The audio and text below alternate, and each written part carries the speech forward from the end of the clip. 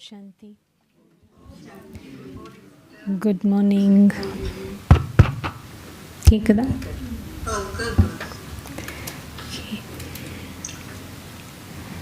So Baba இன்னைக்கு நம்பிக்கை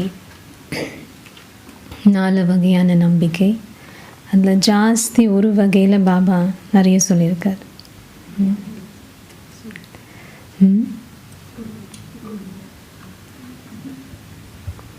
so இது ஒரிஜினல் டேட் 15 டிசம்பர் 2009. இன்றைக்கி டேட் 19 ஏப்ரல்.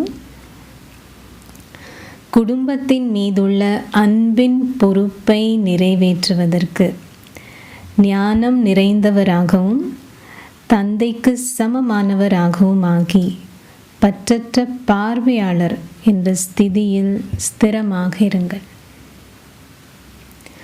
குடும்பத்தின் மீதுள்ள அன்பின் பொறுப்பை நிறைவேற்றுவதற்கு டைட்டில் இவ்வளோ பெருசு.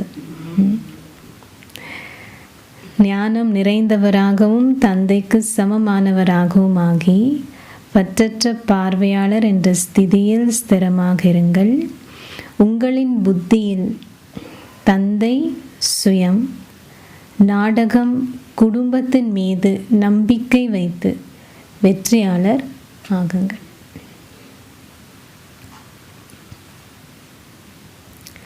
தந்தை, சுயம், நாடகம், குடும்பத்தின் மீது நம்பிக்கை வைத்து வெற்றியாளர் ஆகுங்கள். இன்று சக்தி வாய்ந்த தந்தை தனது சக்திசாலி குழந்தைகளை பார்க்கின்றார். ஏனென்றால் ஒவ்வொரு குழந்தையும் ஆழ்ந்த அன்புடன் தந்தைக்கு சமமாக பாப் சமான் ஆகுவதற்காக முயற்சி செய்கின்றார். குழந்தைகளான உங்களை பார்த்து பாப் தாதா மகிழ்ச்சி அடைந்து தனது இதயத்தில் குழந்தைகளான உங்களின் அற்புத பாடல்களை பாடுகின்றார். பாபாவும் பாடல் பாடுறாரு. என்ன பாடல்?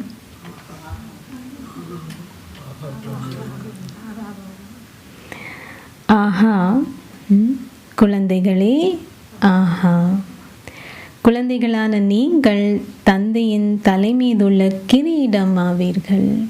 எவ்வளோ பாபா அவ்யக்த முரளி ஆரம்பத்தில் எப்போவுமே பாபா அவ்வளோ நம்மளுடைய சுயமரியாதை உயர்த்தி வைக்கிறார்.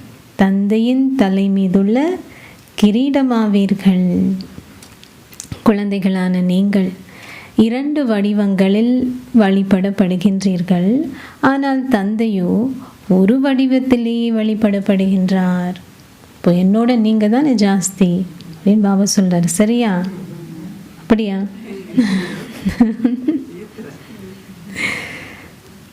எனவே குழந்தைகளான நீங்கள் தந்தையின் மூலம் தந்தைக்கு முன் அணியில் செல்கின்றீர்கள். அங்கே அது தந்தையின் மூலம். இதனாலேயே குழந்தைகளான உங்களின் முயற்சிகளை கண்டு தந்தை மகிழ்ச்சி அடைகின்றார். ஆம், நீங்கள் வரிசைக்கரமாகவே இருக்கின்றீர்கள். எனினும் இன்னைக்கு பாபா என்ன சொல்ல, எனினும் உங்களின் முயற்சிகளில் வைத்திருக்கும் லட்சியம் உங்களை முன்னேற செய்கின்றார். என்ன அண்டர்லைன் பண்ணணும்? முயற்சியில் வைத்திருக்கும் லட்சியம்.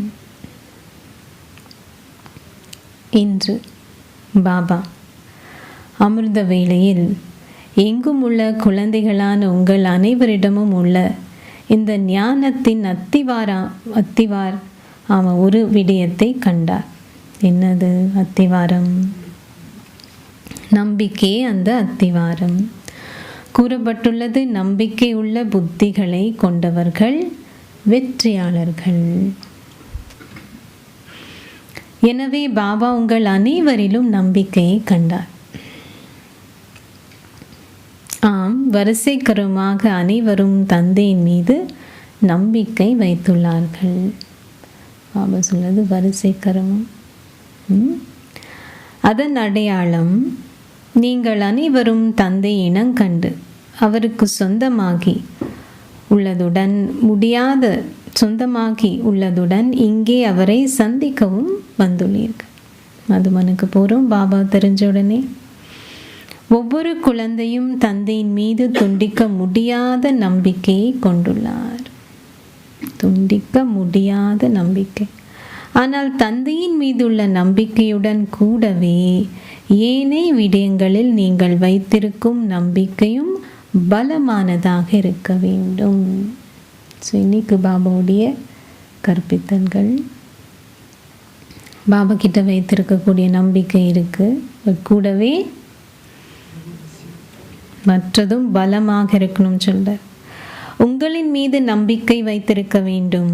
அத்துடன் கூடவே நாடகத்தின் மீதும் குடும்பத்தின் மீதும் நம்பிக்கை இருக்க வேண்டும். இது ஒவ்வொன்றும் பாபா எக்ஸ்பிளைன் பண்ணுறார். சுயத்து மேலே இருக்கக்கூடிய நம்பிக்கைனா என்ன, நாடகம், குடும்பம். இந்த 4 வகையான நம்பிக்கையிலும் உறுதியாக இருத்தல் என்றால் உங்களின் புத்திகளில் நம்பிக்கை வைத்திருத்தல் என்று அர்த்தம். அத்துடன் அதன் அடிப்படையில் வெற்றியாளர் ஆக வேண்டும். எனவே சோதித்து பாருங்கள். என்ன சோதித்து பார்க்கணும்? நான் இந்த 4 வகையான நம்பிக்கைகளிலும் உறுதியாக இருக்கின்றேனா? தந்தையின் மீதுள்ள நம்பிக்கையில் நீங்கள் அனைவரும் சொல்கின்றீர்கள், எனது பாபா, நான் தந்தைக்கு சொந்தமானவன். தந்தையை பொறுத்தவரை நீங்கள் எனது என்று கூறி தந்தையின் மீது முழுமையான உரிமையை பெற்றுள்ளீர்கள். நீங்கள் தந்தையின் மீது சதா உரிமையை பெற்றுள்ளதுடன் சகல பொக்கிஷங்களுக்கும் உரிமையை பெற்றுள்ளீர்கள். என்னுடைய பாபான்னு சொன்ன உடனே சாவி கிடைச்சிட்டுதா? எதுக்கு? உரிமை இருக்கு இல்லையா? அத்துடன் கூடவே உங்களின் மீது நம்பிக்கை வைப்பதும் அத்தியாவசியமாகும். ஏன்? உங்களின் மீதே உங்களுக்கு நம்பிக்கை இல்லாவிட்டால் என்ன நடக்கும்? ஃபர்ஸ்ட் அடையாளம் என்ன? நீங்கள் மன விரக்தி அடைகின்றீர்கள். உங்களின் மீது உங்களுக்கே நம்பிக்கை இல்லைன்னு சொன்னால் என்ன அடையாளம்? என்ன அடையாளம்? மன விரக்தி.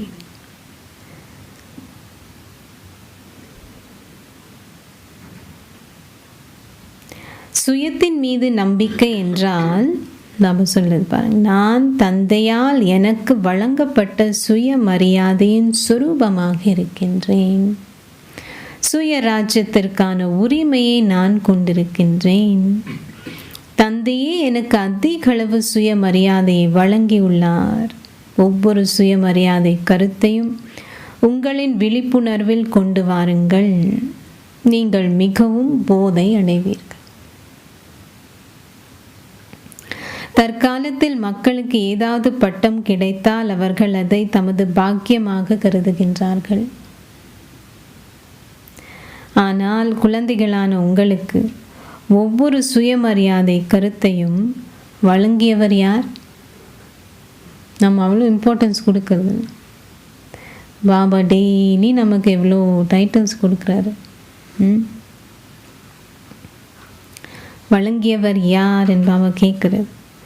பாப் தாதா அவரே ஒவ்வொரு குழந்தையும் சுயமரியாதையின் சொரூபமாக ஆக்கியுள்ளார். சுயமரியாதையின் ஒவ்வொரு கருத்தையும் நினைப்பதன் மூலம் உங்களால் சந்தோஷத்துடன் பறக்க முடியும். அந்த இதிலெல்லாம் போடுவாங்கள்ல qualifications, MA, BA, MA, LLB, PhD. நமக்கு எவ்வளோ இருக்குது? ஒரு பெரிய போர்டே வேணும்.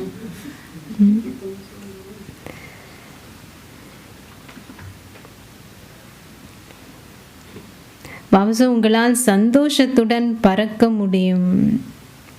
எனவே சதா உங்களின் மீது எந்த அளவு நம்பிக்கையின் போதையை கொண்டிருங்கள். நான் தந்தையின் ஊடாக சுய ராஜ்ய அதிகாரத்தை கொண்டுள்ள கோடானு கோடி ஆத்மாக்களில் ஒருவன். கோடானு கோடி ஆத்மாக்களில் ஒருவன். நான் சுயமரியாதையின் சொரூபம் ஆவேன். எப்படி உங்களுக்கு தந்தையின் மீது நம்பிக்கை இருக்கின்றதோ அவ்வாறே உங்களின் மீது நம்பிக்கை வைப்பதும் அத்தியாவசியமாகும். ஏனென்றால் உங்களின் மீது உங்களுக்கு நம்பிக்கை இருக்கும்போது உங்களின் ஒவ்வொரு செயலிலும் உங்களின் புத்தியில் நம்பிக்கை இருக்கும். செயல்ல நம்பிக்கை இருக்கும். அதாவது உங்களிடம் சுயமரியாதை இருக்கும். அதனால் நீங்கள் வெற்றியாளர்களாக இருப்பீர்கள். நம்பிக்கையின் அர்த்தம் வெற்றி ஆகும். நிச்சய் புத்தி விஜயந்தி. பாபா சொல்ல விஜயனா வெற்றி. எனக்கு தந்தையின் மீது நம்பிக்கை இருக்கின்றது என்பதல்ல, உங்களுக்கு தந்தையின் மீது நம்பிக்கை இருப்பது மிகவும் நல்லது. ஆனால் தந்தையின் மீதும் நம்பிக்கை வைத்திருப்பதுடன் கூடவே நான் யார் என்ற போதையை கொண்டிருப்பதும் அவசியம். சுயமரியாதையின் ஒவ்வொரு கருத்தையும் நினைவு செய்யுங்கள். அப்போது நம்பிக்கையும் போதையும் உங்களின் செயல்பாடுகளிலும் உங்களின் முகத்திலும் புலப்படும். அந்த போதை முகத்தில் தெரியணும்.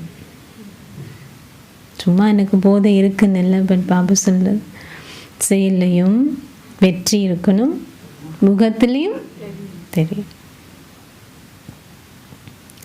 அது புலப்படுகிறது, அது தொடர்ந்தும் புலப்படும். இத்துடன் கூடவே அடுத்தது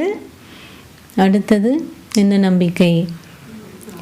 நாடகத்தில் நம்பிக்கை வைத்திருப்பதே மூன்றாவது விடயம் ஆகும். இதுவும் அவசியம். ஏனென்றால் நாடகத்திற்குள் பிரச்சனைகளும் உள்ளன, வெற்றியும் உள்ளது. பிரச்சனைகளும் உள்ளன, வெற்றியும் உள்ளது. உங்களுக்கு நாடகத்தின் மீது உறுதியான நம்பிக்கை இருந்தால் புத்திகளில் நம்பிக்கை வைத்திருப்பவர்கள் தமது நம்பிக்கையின் அடிப்படையில் அந்த பிரச்சனைகளை ஏதாவது தீர்வுகளின் சொரூபமாக மாற்ற முடியும். நாடகம் கல்யாணக்காரி, நன்மை அடங்கியிருக்கு இல்லையா? பாபா நமக்கு சொல்றது. அப்போ எந்த பிரச்சனையை எப்படி மாற்றலாம்? தீர்வாகும். ஏனென்றால் நம்பிக்கை என்றால் வெற்றி என்ற அர்த்தம். ஸோ நாடகத்தில் நம்பிக்கை இருந்தாலும் அதிலும் வெற்றி. எனவே நீங்கள் எதில் வெற்றி அடைவீர்கள்? அதை மாற்றுவதன் மூலம் எந்த ஒரு பிரச்சனையும் ஒரு வினாடியில் ஒரு தீர்வின் வடிவத்தை பெற்றுவிடும். ஒரு வினாடியில். ஏன் ஒரு வினாடின்னு சொல்வது பாபா?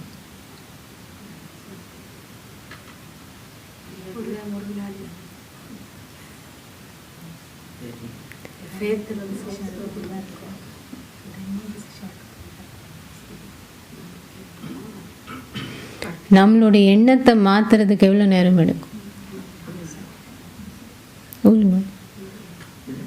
எண்ணத்தை மாற்றணும்னு சொன்னால் தீர்வு வந்துட்டு ஒரு நொடி வெற்றிக்கு. பாபா சொன்ன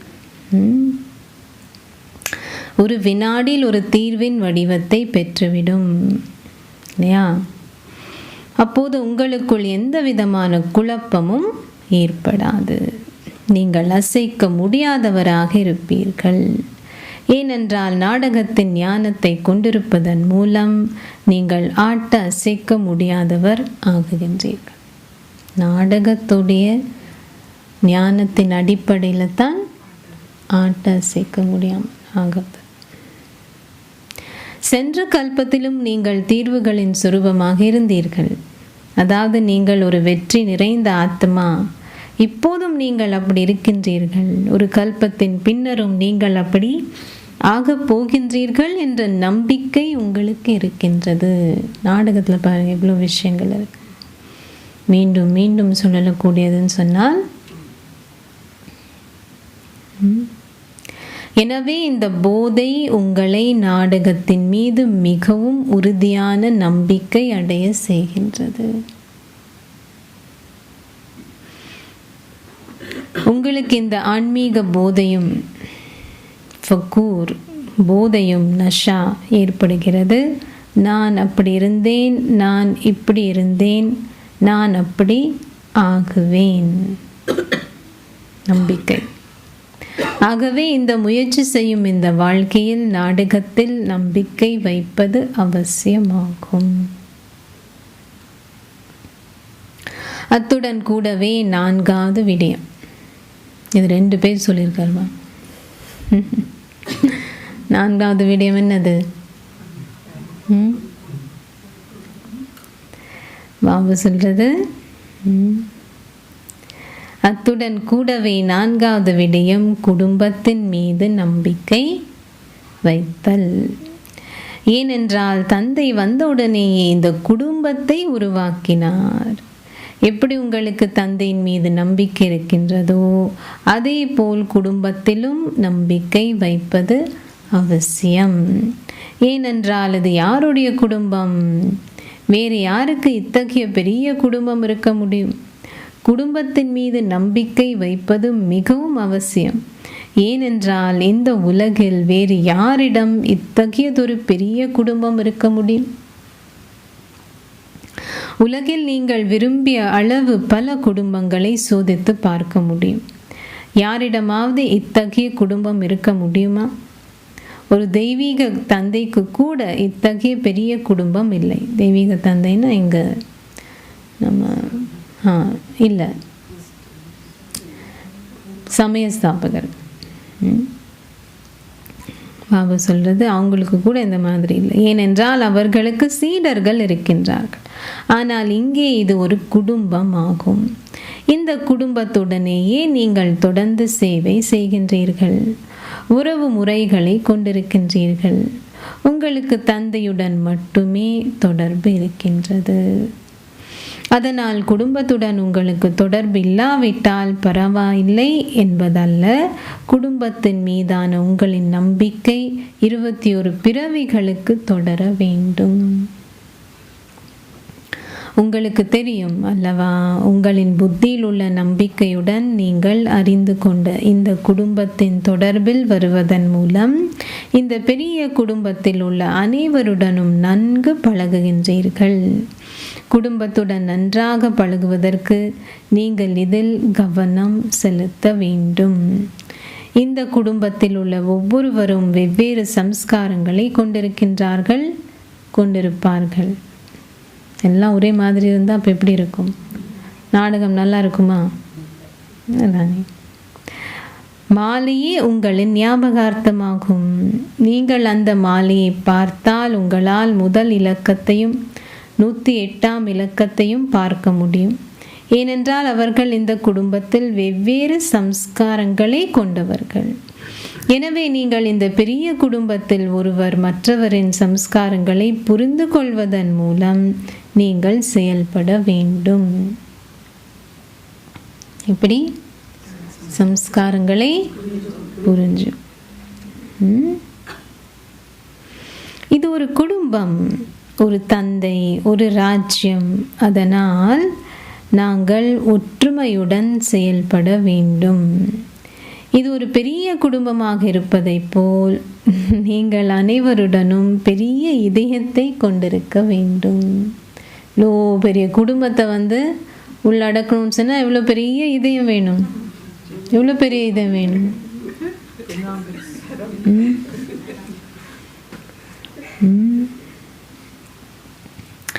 அனைவருக்கும் நல்லாசிகளையும் தூய உணர்வுகளையும் கொண்டிருக்கும் ஸ்திதியில் ஸ்திரமாக இருந்த வண்ணம் அனைவருடனும் பழக வேண்டும். பெரிய இதயம்னா இது அர்த்தம்.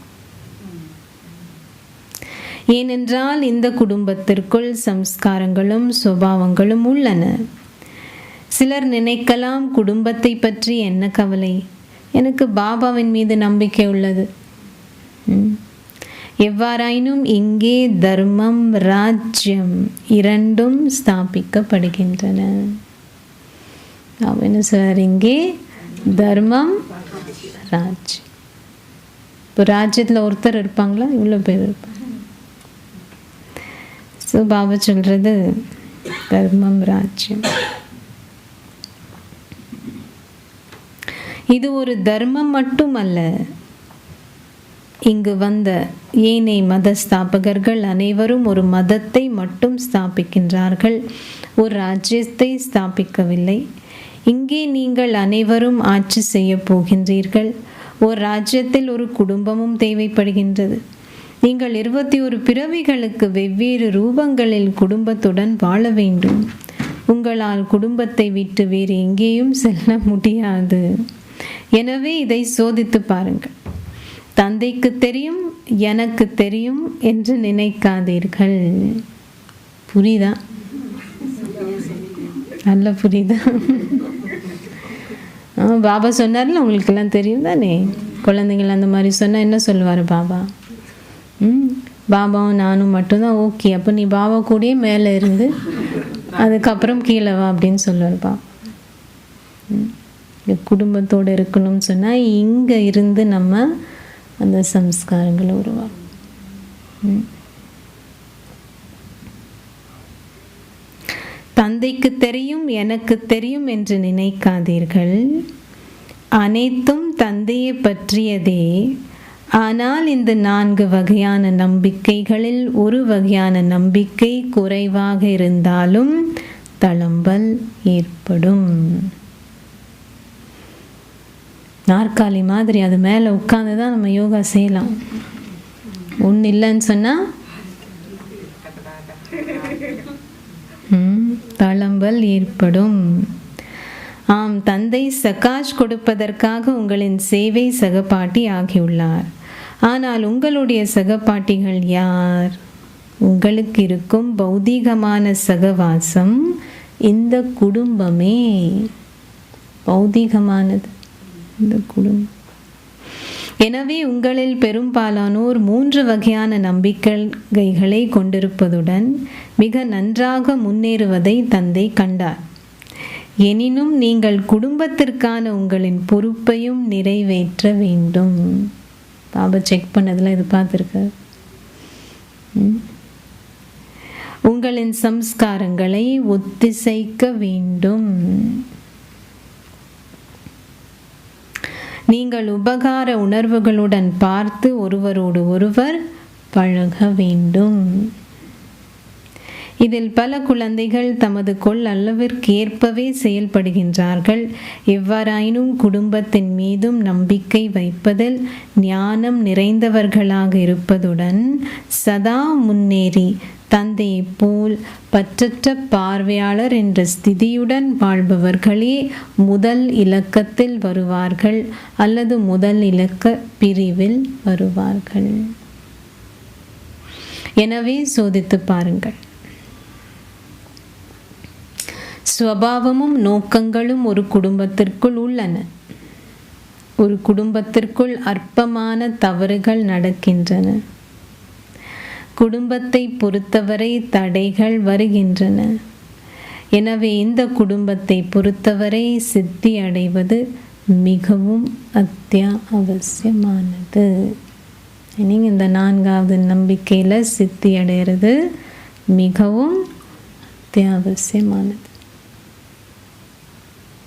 இது பாயிண்ட் ரூபத்தில் கேட்கறது இல்லை, செயல்படுத்தணும் இல்லை. இன்னும் முடிக்கல பாபா. குடும்பத்துடன் பழகும் போதும் உங்களின் பொறுப்பை நிறைவேற்றும் போதும் ஏதாவது குறைவாக இருந்தால், அது சிறிய அல்லது பெரிய தடையாக இருந்தாலும் அது பிரச்சனையை உருவாக்கும். குடும்பத்துடன் தொடர்பில் மட்டுமே கேள்விகள் எழுகின்றன. இது ஏன் இப்படி உள்ளது? எப்படி இது இருக்க முடியும்? அதனால் ஏன் என்று கேட்பதற்கு பதிலாக நீங்கள் இணைந்து செயல்பட்டு ஒரு குடும்பத்தின் பொறுப்பை நிறைவேற்ற வேண்டும் என்பதை உணருங்கள். ஏனென்றால் இது தந்தையின் குடும்பமாகும். இது இறை குடும்பம். இது சாதாரணமான ஒரு குடும்பம் அல்ல. நம்பிக்கை வையுங்கள், ஆஹா பாபா, ஆஹா நாடகமே, ஆத்மாவான நான், ஆஹா ஆஹா குடும்பம். இது சரிதானே? நீங்கள் இதை சோதித்தீர்களா? நீங்கள் நான்கிலும் சித்தி அடைந்தீர்களா? நான்களின்மா பாபா கேட்குறாரு, நான்கிலும் இருக்குதா? இல்லை, ஒன்றிலேனும் குறைவாக இல்லையே. இதை சோதித்து பாருங்கள். இப்போதே இதை சோதியுங்கள். கேட்கும் போதே சொல்றார் பாபா. இப்போ பாபா சொல்லிட்டு இருக்கும் பொழுது இப்போ சோதி. நான்கிலும் இருக்குதா நம்பிக்கை? எந்த அளவுக்கு இருக்கு? ஏனென்றால் வெற்றியாளர் ஆகுவதற்கான ஒரே ஒரு வழிமுறை இதுவே ஆகும். குடும்பத்திற்குள்ளேயே சம்ஸ்காரங்கள் வெளிப்படும். அந்த சம்ஸ்காரங்களை ஒத்திசை செய்வதற்கு நீங்கள் அந்த சம்ஸ்காரங்களை மாற்ற வேண்டும். அத்துடன் மேன்மையான பார்வையுடன் குடும்பத்தை பார்க்க வேண்டும். பாபா எப்படி பார்க்குறாரு போல நம்மளும் கடைசி குழந்தையும் அதி பாக்கியசாலியாகவே பாப்தாதா பார்க்கின்றார். என பாப்தாதா உங்களுக்கு முன்னரே கூறியுள்ளார். ஏன்? அவர் இறைவனை இனங்கண்டுள்ளார். அவர் சாதாரணமான ரூபத்தில் உள்ள தந்தையை இனங்கண்டுள்ளார். அந்த பெரிய மகாத்மாக்களாலும் இறைவனை இனங்காண முடியவில்லை. ஆனால் பாப்தாதாவின் கடைசி குழந்தையும் கூறுகின்றார், எனது பாபா. அவர் தனது இதயபூர்வமாக எனது பாபா என கூறுகின்றார். பாப்தாதா குழந்தைகளுக்கு அன்பையும் அத்துடன் அன்பான நினைவுகளையும் வழங்குவதை போன்று கடைசி குழந்தையின் சிறப்பியல்பை பார்க்கும் போதும் அவர் அதையே கடைசியில் இருப்பவர்களுக்கும் வழங்குகின்றார். எனவே நீங்கள் 3 அல்லது 4 அல்லது வெறுமனே 2 அல்லது 1 ஓகேயா என்பதை சோதித்து பாருங்கள். சோதித்து விட்டீர்களா? இப்போ சோதிக்க சொல்றார்.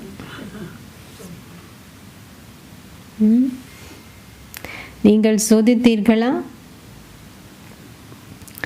தந்தை, சுயம், நாடகம், குடும்பம் என்ற 4 நம்பிக்கை வைத்திருப்பதில் நீங்கள் சரியாக இருக்கின்றீர்கள். 4 நம்பிக்கை வைத்திருக்கின்றீர்கள் என்று நினைப்பவர்கள் உங்களின் கைகளை உயர்த்துங்கள்.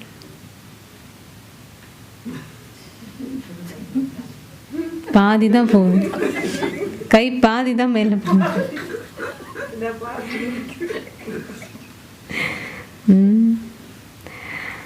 பாபா சொல்றது சோதித்து பாருங்க.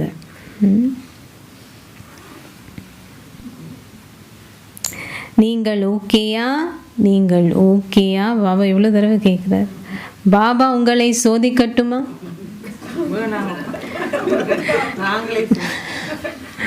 கை தூக்குனதுக்கு அப்புறம் பாபா கேட்பாரு தானே,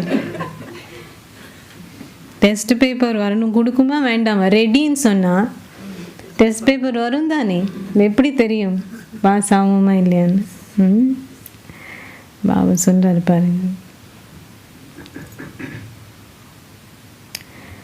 பாபா உங்களை சோதிக்கட்டுமா? ஆம், அவற்றை உயர்த்துங்கள். ஓகே, குடும்பம் என்ற பாடத்தில் நீங்கள் சித்தி அடைந்து விட்டீர்களா? நீங்கள் குடும்பத்துடன் ஓர் உறவு முறையை பேண வேண்டும். ஏனென்றால் நீங்கள் குடும்பத்தை விட்டு செல்ல போவதில்லை. சம்டைம்ஸ் வரும் தானே, எனக்கு யாரும் வேண்டாம் பாபா, நானும் நீயும் போதும்.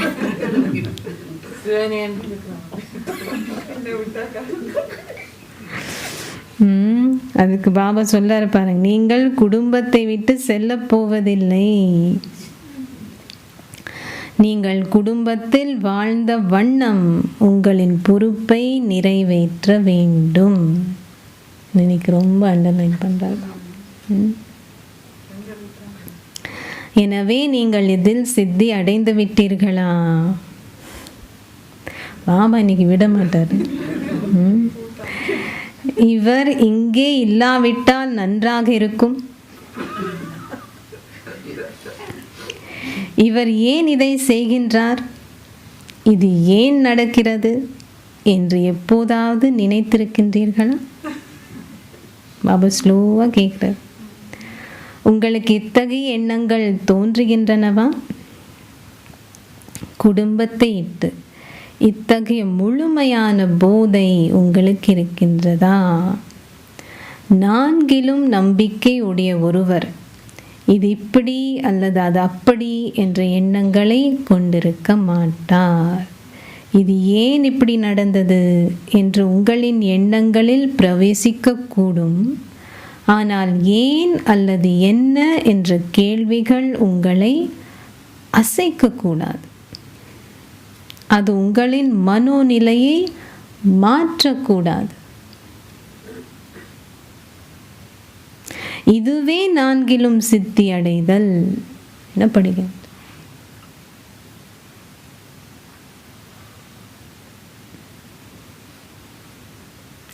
நீங்கள் உங்களின் கைகளை உயர்த்தி பாப்தாதாவை மகிழ்ச்சி அடைய செய்தீர்கள்.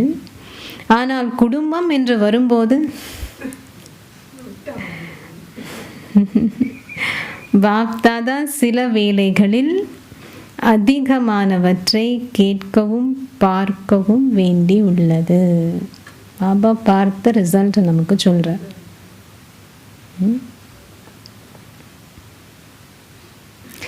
நீங்கள் முற்றிலும் பெரிய இதயத்தை கொண்டிருக்க வேண்டும். அனைவரும் நல்லாசிகளுடனும் தூய உணர்வுகளுடனும் சரியாக்கப்பட வேண்டும்.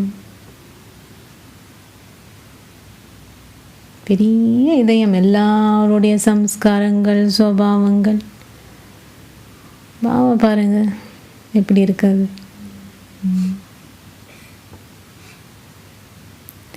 ஆரம்பத்தில் வந்து உங்களுடைய சுபாவம், சம்ஸ்காரம்லாம் எப்படி இருந்திருக்கும். இப்போது பரவாயில்ல, கொஞ்சமாவது கேட்டு கேட்டு. தாதி ஜான்கி சொல்லுவாங்க, உங்களுக்கு தெரியாது பாபா முன்னாடி என்னென்ன மாதிரி ஆத்மாக்கள் இருந்தாங்க. இவ்வளோ பேர் பாபா ட்ரெயின் பண்ணார் இல்லையா?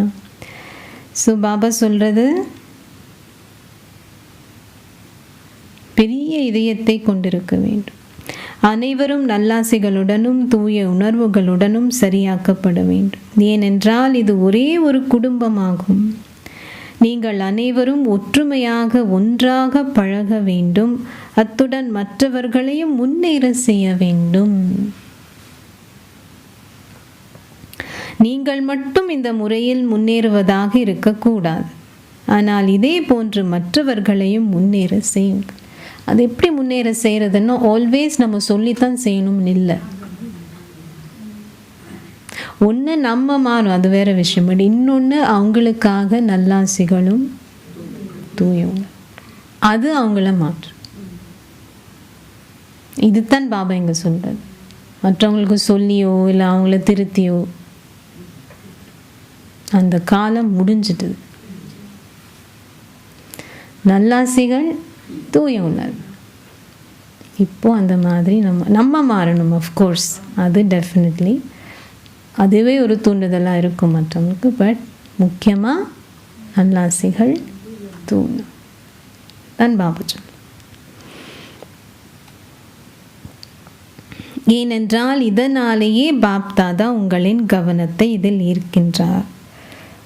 குடும்பத்திலிருந்து எந்த ஒரு குழப்பத்திலும் சித்தி அடைபவர்களும் எந்த விதமான வீணானவற்றை கொண்டிராதவர்களும் மற்றவர்களையும் அவ்வாறே ஆக்க முடியும். நம்மளுடைய மனதில் மாற்றம். என்ன சொன்னார் பாபா? குடும்பத்திலிருந்து எந்த ஒரு குழப்பத்திலும் சித்தி அடைபவர்களும் எந்த விதமான வீணானவற்றை கொண்டிராதவர்களும் மற்றவர்களையும் அவ்வாறே ஆக்க முடியும். தற்சமயம் உங்களில் எத்தனை பேர் உங்களின் நிலையங்களில் வசிக்கின்றீர்கள்? அதிகபட்சம் 25 to 50 பேராக இருக்கக்கூடும். அவ்வளவு பேர்கள் இல்லை. எனினும் அது ஒரு பெரிய இடமாக இருந்தால் 50 to 60 பேர் வரை இருக்கக்கூடும். அல்லது ஆகக்கூடிய 100 பேர் இருக்கக்கூடும். அவ்வளவு பேர்கள் இல்லை. ஆனால் அவ்வளவு பேர் இருப்பதாக கருதுங்கள். நிலையங்கள் அனைத்திலும் உள்ள குழந்தைகளான உங்களை அவர் கடைசியாக குழந்தையாக இருந்தாலும் நீங்கள் ஒரு அன்பான குழந்தை என கூறி பாப்தாதா முன்னேற செய்கின்றார். அன்பின் அடையாளம் என்ன? ஒவ்வொரு நாளும் பாப்தாதா உங்களுக்கு வழங்குகின்ற அன்பும் நினைவும் என்ன? பாபா டெய்லி என்ன சொல்றாரு? இனிமையான இனிமையான குழந்தைகளே, இனிமையிலும் இனிமையான குழந்தைகளே.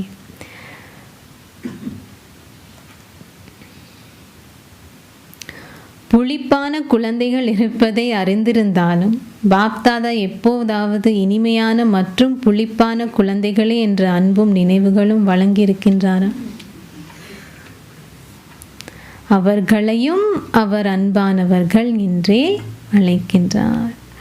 அவர் இதை கூறுவது மட்டுமல்ல, ஆனால் அந்த குழந்தை எனது குழந்தை என்று அவர் நம்புகின்றார். இது அந்த உள்ளுக்குள்ளார இருக்கக்கூடிய அந்த ஒரு விசேடமான நம்பிக்கை, ஃபீலிங் இல்லையா, அது உணர்வு, அதுதான் மாற்றும்.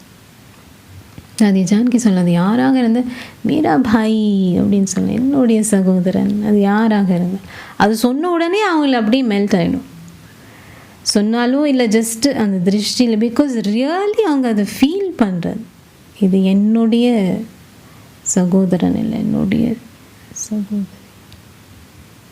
அதுதான் பாபா இங்கே சொல்கிறது. எனது குழந்தை என்று அவர் நம்புகின்றார். அந்த குழந்தையை தனக்கு சொந்தமானவர் என்ற உணர்வுடன் அவர் முன்னேற செய்கின்றார். ஏனென்றால் இந்த நாடகத்திலும் மாலையிலும் அனைவரும் முதல் இலக்கமாக முடியாது. அதுவே பெறுபேறு என்பதை அவர் அறிவார். வெவ்வேறு சம்ஸ்காரங்கள் உள்ளன, அப்படி இருக்கவே வேண்டும், இல்லாவிட்டால் அனைவரும் அரசர்களாகி விடுவார்கள். பாபாக்கு இது தெரியும், பட் ஸ்டில் அவருடைய திருஷ்டியில் அப்படி இல்லை. தெரிஞ்சாலும்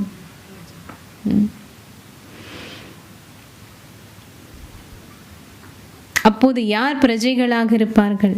நீங்கள் யாரை ஆட்சி செய்வீர்கள்? நல்லவர்களும் ராஜரீகமானவர்களும் தேவைப்படுகின்றார்கள். இது ஓர் ராஜ்யம். இந்த முறையில் நீங்கள் ஒவ்வொருவரும் உங்களையே சோதித்து பாருங்கள். ஒரு குடும்பத்தில் ஒருவரிடம் ஏதாவது ஒரு விடயத்தில் தீய சம்ஸ்காரங்கள் காணப்படலாம். ஆனால் உங்களின் சம்ஸ்காரங்கள் எவை?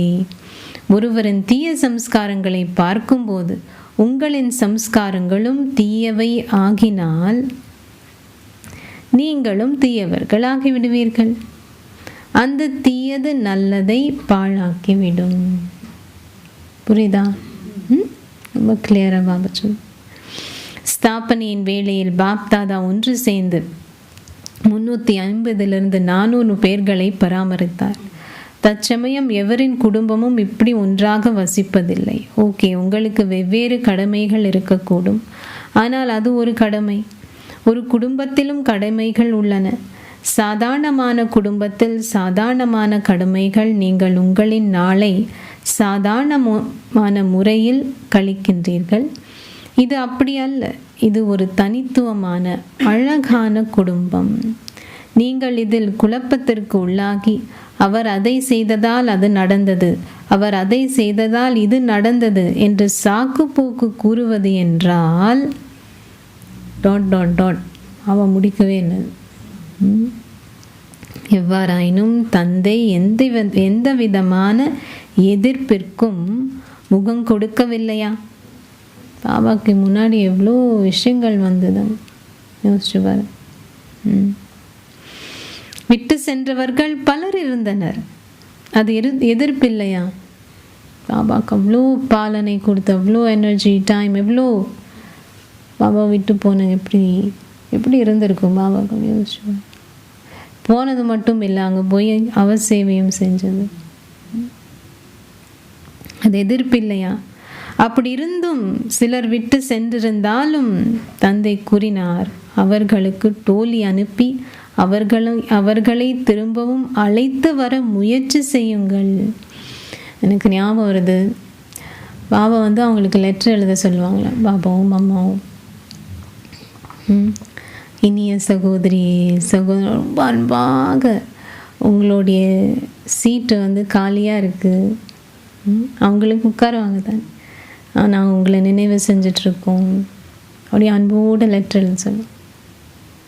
அப்படியாவது அவங்கள அதை பார்த்து அந்த அன்பில் மெல்ட் ஆகி திரும்பி வரமாட்டாங்களா அப்படின்னு. அப்படி ஸோ பாபா சொல்கிறது, நீங்கள் ரியலி இது ஒரு குடும்பம் அப்படின்றது அந்த உள்ளுக்குள்ளார இருக்கு இல்லையா? அவர்களுக்கு சேவை செய்து அவர்களுக்கு நினைவூட்டுங்கள். எனவே நீங்கள் 4 வகையான நம்பிக்கையும் கொண்டிருப்பதில் சித்தியடைய வேண்டுமா அல்லது 3 அல்லது 2 போதுமா? யாரும் ஒருத்தவங்க சொல்லிட்டு இருந்தாங்க அவங்களோட எக்ஸ்பீரியன்ஸில். நிர்வேர் பாய் அவங்களுக்கு லெட்டர் எழுதுவாங்களாம் தொடர்ந்தும். அவங்களுக்கு அவங்க எனக்கு ஏன் இவர் இப்படி எழுதிட்டே இருக்காரு அப்படின்னு அந்த ஒரு இவ்வளோ அவருக்கு என் மேலே இருக்குதா அப்படின்னு சொல்லி அவர் ஞானத்துக்கு ஃபுல்லாக வந்திருக்கு. யாராவது எப்படி ஒரு பாலனை மீனிங் அவர் அப்படி ஒன்றும் பெருசாக இல்லை, பட் ஸ்டில் அவருக்கு எப்போவுமே எழுதிட்டே இருப்பார். அவர் இன்னும் அது கேட்டு அதை படித்து அவர் எனக்கும் இப்படி அவர் செய்கிறாரு அப்படின்றதுக்காக அவர் பாபா கிட்ட வந்துட்டார். அதுபோல் பாபா சொன்னதெல்லாம் செஞ்சுருக்காங்க இல்லையா? நீங்கள் முதலாம் இலக்கத்தை பெற வேண்டும். இதற்கு விநாசத்திற்கான ஆயத்தங்கள் செய்யப்பட்டிருந்தாலும் விநாசம் இடம்பெறுவதற்காக காத்திருக்கிறது. இயற்கையும் தந்தையிடம் வருகிறது. இயற்கை பஞ்சபூதங்கள் கூறுகின்றன, இப்போது இந்த சுமையை தாங்க முடியவில்லை. 2009 சொன்னது. இயற்கை என்ன சொல்லுதான்?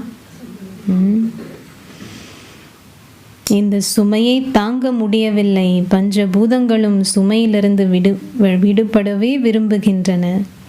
மாயையும் கூறுகின்றாள், எனது பாகம் இப்போது முடிவடைய போகின்றது என்பதை நான் அறிவேன். ஆனால் பிராமண குடும்பத்தில் அற்ப விடயங்களுக்காக எனது சகபாட்டிகளாகும் குழந்தைகளும் இருக்கின்றார். மாயை சொல்லுது பாபா, அற்ப விடயங்களுக்காக. உலகத்தில் எப்படி போயிட்டுருக்கு பாபா சொல்றாரு பாரு.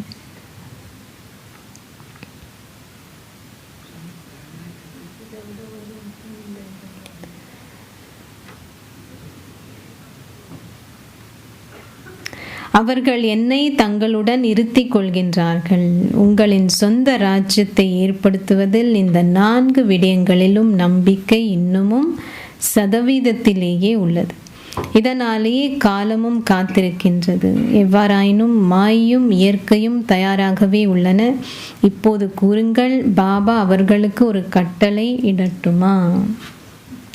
குழந்தைகளான நீங்கள் என்றும் தயாராக இல்லாமல் இருக்கும்போது பாபா மாயைக்கும் இயற்கைக்கும் இந்த கட்டளை கொடுக்கட்டுமா?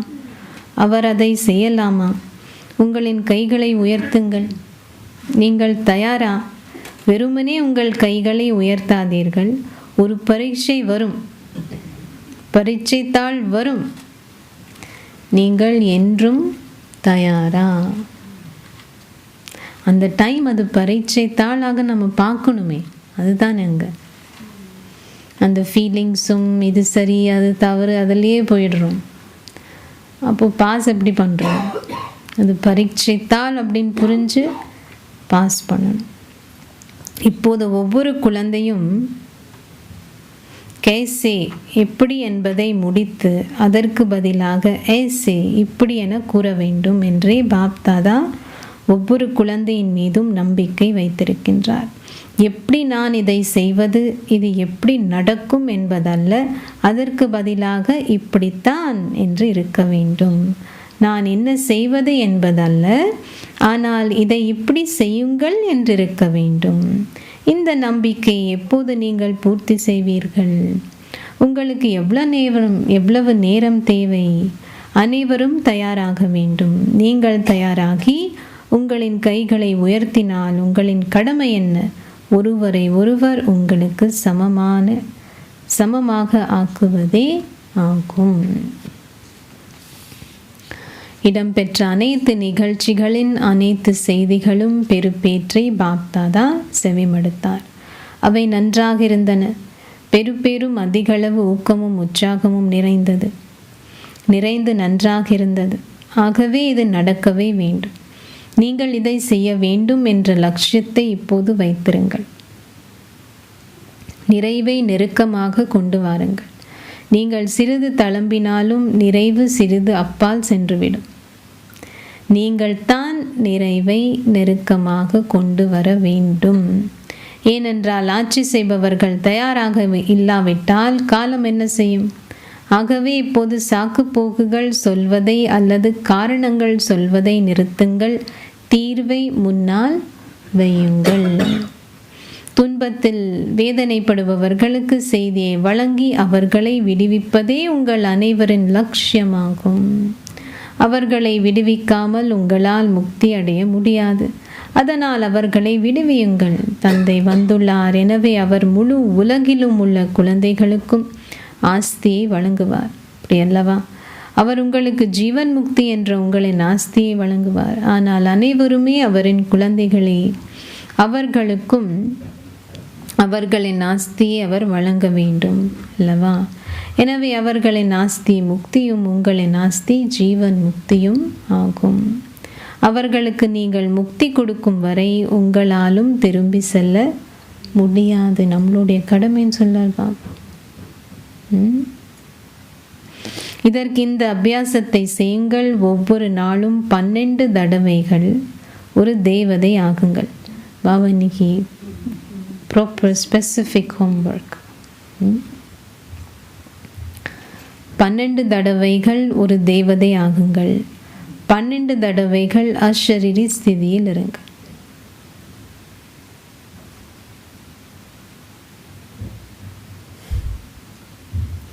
இரவும் பகலும் சேர்ந்து 24 மணி நேரம் உள்ளது.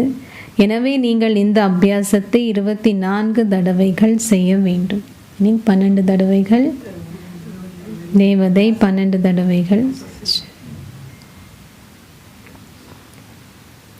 தூங்கும் வேளையில் நீங்கள் தூங்கலாம். 24 மணி நேரம்னா ஃபுல் அப்படி இல்லை. உங்களை தூங்க வேண்டாம் என்று பாப்தாதா சொல்லவில்லை. தூங்குங்கள். ஆனால் இதை நாள் பொழுதில் அதிகரியுங்கள். ஏதாவது விழாக்கள் இருக்கும்போது நீங்கள் நாள் முழுவதும் வேலை செய்வீர்கள். நீங்கள் விழித்திருப்பீர்கள் அல்லவா? எனவே இந்த அபியாசம் செய்வதற்கு நேரத்தை ஒதுக்குங்கள். அல்லது தந்தையின் மீது அன்பு வைத்திருக்கும் எங்கும் உள்ள குழந்தைகள் அனைவருக்கும். ஏனென்றால் அன்பு வைத்திருப்பவர்கள் நிச்சயமாக ஒத்துழைப்பார்கள். அந்த அன்பின் பிரதிபலனாக நடைமுறையில் ஒவ்வொரு பணியிலும் அவர்கள் நிச்சயமாக ஒருவரோடு ஒருவர் தமது ஷரீரங்கள், மனங்கள், செல்வம் மற்றும் உறவு முறைகளால் ஒத்துழைப்பார்கள். இத்தகைய சதா தந்தையின் அன்பிலே திளைத்திருக்கும் அன்பான ஒத்துழைக்கும் குழந்தைகளுக்கு அன்பாக இருப்பவர்கள் மட்டுமல்ல, ஆனால் அன்பிலே மூழ்கி இருப்பவர்களுக்கு, அத்துடன் தமது நேரம் மற்றும் எண்ணங்களை தந்தையின் பணிகள் அனைத்திற்கும் எப்போதும் பயன்படுத்துபவர்களுக்கு. ஏனென்றால் சங்கம யுகத்தில் உங்களின் நேரமும் எண்ணங்களும் அதிக பெறுமதி வாய்ந்தவை. இந்த ஒரு பிறவியில் பல பிறவிகளுக்கான வெகுமதியை உருவாக்குபவர்களுக்கும் காலத்துக்கேற்ப ஒவ்வொரு நற்குணத்தையும் ஒவ்வொரு சக்தியையும் பயன்படுத்தும் தீவிர முயற்சியாளர்களுக்கும் நற்குணங்களாலும் சக்திகளாலும் நிரம்பியுள்ள குழந்தைகளான உங்களுக்கும் அதிக கோடானு கோடி மடங்கு அன்பும் நினைவுகளும் நமஸ்தேயும். ஆசீர்வாதம். நீங்கள் சட்டத்தை உருவாக்குபவரும் அத்துடன் ஆசீர்வாதங்களை அருள்பவரும் ஆகுவதன் மூலம் கருணை நிறைந்தவராகி ஆத்மாக்கள் அனைவரையும் சக்தியால் நிரப்புவீர்களாக. நீங்கள் சட்டத்தை உருவாக்குபவரும் அத்துடன் ஆசீர்வாதங்களை அருள்பவரும் ஆகுவதன் மூலம் கருணை நிறைந்தவராகி ஆத்மாக்கள் அனைவரையும் சக்தியால் நிரப்புவீர்களாக. ஒரு ஆத்மாவிற்கு ஏதாவது ஆசை இருந்து அவருக்கு அந்த ஆசை இருந்தாலும் அவருக்குத்தான் விரும்பியதை அடைவதற்கான தைரியம் இருக்காவிட்டால் அத்தகையதோர் ஆத்மாவிற்கு சட்டத்தை உருவாக்குபவராக ஆகுவதுடன், அதாவது இந்த ஞானத்தை அருள்பவர் ஆகுவதுடன், கருணை நிறைந்தவராகவும் ஆசீர்வாதங்களை அருள்பவராகவும் ஆகுங்கள். அந்த ஆத்மாவிற்கு உங்களின் நல்லாசைகள் என்ற மேல் அதிக சக்தியை வழங்குங்கள். எவ்வாறாயினும் உங்களின் ஒவ்வொரு எண்ணமும் தந்தையிடம் அர்ப்பணிக்கப்பட்டால் மட்டுமே உங்களால் இத்தகைய ஆசீர்வாதங்களை அருள்பவரின் சொரூபம் ஆக முடியும். நம்மளுடைய ஒவ்வொரு எண்ணத்தையும் பாபாவுக்கு அர்ப்பணிக்கும் பொழுது தான் நம்ம ஆசீர்வாதங்களின் சொரூபம் ஆகலாம், அருள்பவரின் சொரூபம். உங்களின் ஒவ்வொரு கணத்தையும், ஒவ்வொரு எண்ணத்தையும், ஒவ்வொரு செயலையும் அர்ப்பணிப்பதாக நீங்கள் செய்த சத்தியத்தை நிறைவேற்றுங்கள். ஸ்லோகம்: உங்களின் உண்மையான ரூபத்தை உணர்ந்தவராக இருங்கள், உங்களிடம் சத்தியத்தின் சக்தி இருக்கும். உங்களின் உண்மையான ரூபத்தை உணர்ந்தவராக இருங்கள், உங்களிடம் சத்தியத்தின் சக்தி இருக்கும். அவ்வியக்த சமிக்கை: மேன்மையாகுவதற்கு இனிமை மற்றும் பணிவு என்ற நற்குணங்களை கிரகியுங்கள். பாப்தாதா இப்போது குழந்தைகளான உங்கள் ஒவ்வொருவரின் நெற்றியிலும் சம்பூர்ணமான தூய்மையின் ரத்னம் பிரகாசிப்பதை காண விரும்புகின்றார். உங்களின் கண்கள் சதா ஆன்மீகத்தால் பிரகாசிப்பதையும் இனிமையான விலை மதிப்பற்ற வார்த்தைகளை கேட்கவும், உங்களின் செயல்களில் திருப்தியையும் பணிவையும் காணவே அவர் விரும்புகின்றார். பாபா என்ன பார்க்க விரும்புகிறாரு? ஆன்மீகத்தால் பிரகாசிப்பதையும் விலை மதிப்பற்ற இனிமையான வார்த்தைகளை கேட்கவும், செயல்களில் திருப்தி பணிவு பார்க்க விரும்புகின்றார்.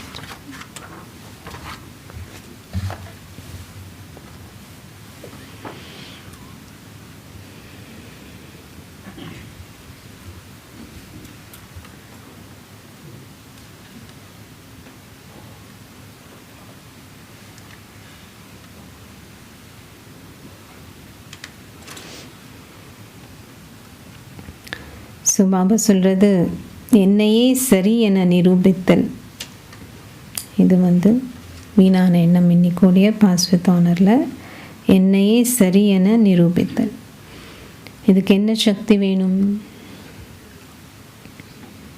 பிரேக் போடும் சக்தி. வீணான சிந்தனை மனதிற்குள் வாதங்களை உருவாக்குதல். மனதிற்குள் வாதங்கள் யாருக்காவது வருது அந்த மாதிரி? இல்லையா? Very good. நான் சொல்வது சரி, அவர்கள் சொல்வது தவறு என்பதற்கான ஆதாரங்களை திரட்டுதல். உள்ளுக்குள்ளார ஜஸ்டிஃபை பண்ணுறது, வெளியில் பண்ண மாட்டோம். உள்ளுக்குள்ளார நம்மளுடைய மனதில் வரக்கூடிய எண்ணங்களுக்கு ஜஸ்டிஃபிகேஷன். புத்தி அப்போ தெய்வீகமான புத்தி இல்லை. பாபா சொல்லுது, அவர் சொல்லுவது தவறு என்பதற்கான ஆதாரங்களை திரட்டுதல். நம்ம சரின்னு சொல்றதுக்கு, அவங்க தவறுன்னு சொல்றதுக்கு. நடந்த உரையாடலை மீண்டும் மீண்டும் மனதில் ஓட்டி பார்த்தல். பாபாவின் மகா மந்திரம். இனிமையான குழந்தையை, ஒரே வினாடியில் முற்றுப்புள்ளி வைப்பதன் மூலம் உன் அஸ்திவாரத்தை உறுதிப்படுத்தி கௌரவத்துடன் வெற்றி பெறுவாயாக. இதெல்லாம் மேஜர் வீணான எண்ணங்கள். அந்த ட்ரெயினை நிற்பாட்டது ரொம்ப கஷ்டம். ஸோ ஃபுல் ஸ்டாப், அவ்வளோதான். வேறு எதுவுமே இங்கே பேசுகிறதே இல்லை. அங்கே ஃபுல் ஸ்டாப். சரி தவறு அது உள்ளுக்குள்ளார. ஸோ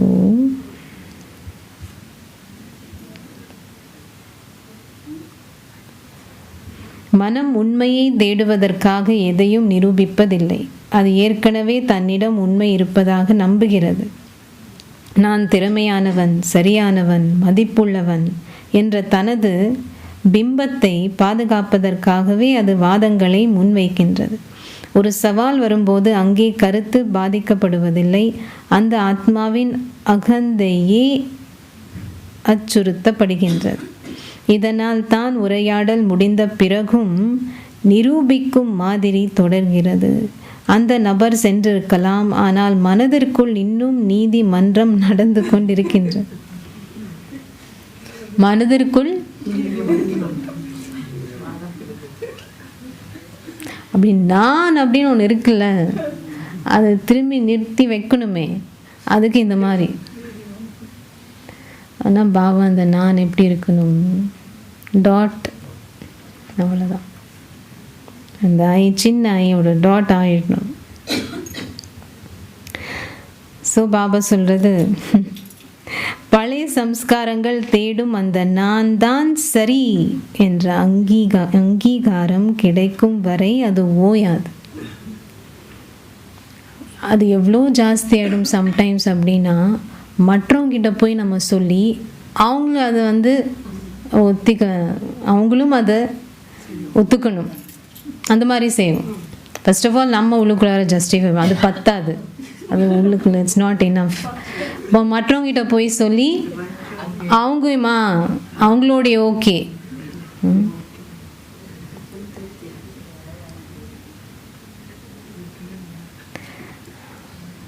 இது நாமளே செக் பண்ணோம்.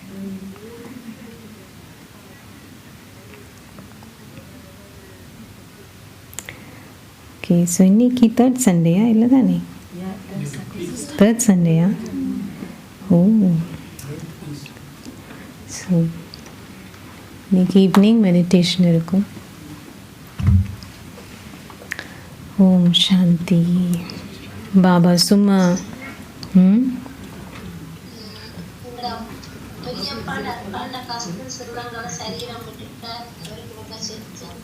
யார் பேசுறது? வெம்பிலிரான். ஓகே, சரி, தேங்க்யூ. ஸோ பாபா இன்னைக்கு சும்மா 2 பேஜ் 2.5 பேஜ் அவ்வளோ சொல்லியிருக்காரு. அதில் ஏதாவது நம்ம செய்யணுமா வேண்டாமா? ஸோ இன்னைக்கு பாபா சொன்னது 4 நம்பிக்கைகளும் உறுதியாக்கணும். பாயிண்ட்ஸ் வகையில் இப்போ சொல்ல மாட்டோம், பட் அது திரும்பி படித்து கிரகிக்கணும். பாபா இன்னைக்கு நிறைய சோதிக்க சொல்லியிருக்காரு, அதுக்கு ப்ராக்டிஸும் கொடுத்துட்டார் பாபா. ஒன்று, தேவதை 12 தடவை, இப்போலேருந்து ஆரம்பிக்கலாம், இன்னைக்குலேருந்து, ரைட்? ஸோ 12 தடவைகள் தேவதை, 12 தடவைகள். எனக்கு ஞாபகம் இருக்குது, பாபா ஒரு வாட்டி 8 தடவைகள் 5 ஃபார்ம்ஸ் 5 சுரூபத்தை செய்யணும்னு சொன்னார் ஒரு முரளியில். அதில் அந்த முரளியிலே சொன்னார், நீங்கள் தூங்க போகிற வரைக்கும் அது முடியலன்னா அது அவ்வளோ தடவை செஞ்சுட்டு அப்புறம் தூங்குங்க. ஸோ அதுபோல் நம்ம ஒரு வேளை அந்த 24 தடவை நம்மளால் செய்ய முடியாமல் இருந்தாலும் அது செஞ்சுட்டு தான் தூங்கும். ஓம் சாந்தி.